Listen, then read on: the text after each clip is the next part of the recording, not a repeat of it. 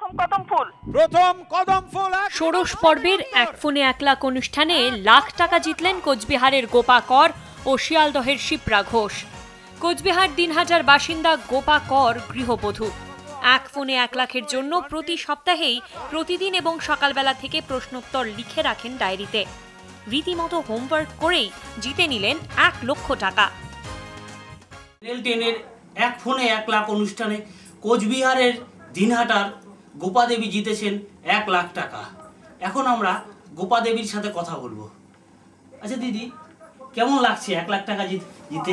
খুব ভালো লাগছে। আপনি আশা করেছিলেন? হ্যাঁ, আশা করেছিলাম যে পারবো। হ্যাঁ, মানে স্যার কুণাল ঘোষ যেভাবে ক্লু দেন তাতে আশা করছি যে পারা যাবে, কিন্তু লাইনই পাচ্ছিলাম না। তা যাই হোক, সেই চেষ্টা আজকে সফল হলো। এই যে 1 লাখ টাকা দিয়ে কি করবেন? 1 লাখ টাকা দিয়ে মেয়ের এডুকেশনের জন্যই খরচা করবো। এই যে প্রোগ্রামটা কেমন লাগে? খুবই ভালো লাগে। আমাদের সাধারণ মানুষের জন্য ঘরে বসে জিনিসটা এটা তো হয় না, কোনো অন্য সব চ্যানেলে এই জিনিসটা হয় না। এই সে চ্যানেল 10-এ এই জিনিসটা যে করায়, এটা খুবই ভালো। 10টি প্রশ্নের সঠিক উত্তর, সঙ্গে ছিল অনুষ্ঠানের সঞ্চালক কুণাল ঘোষের সাহায্য। একের পর এক প্রশ্নের জাল থেকে বেরিয়ে লাখ টাকার চেক। কোচবিহারের গোপা কর জানালেন আবার চেষ্টা করবেন। শুভঙ্কর সাহার রিপোর্ট, চ্যানেল 10।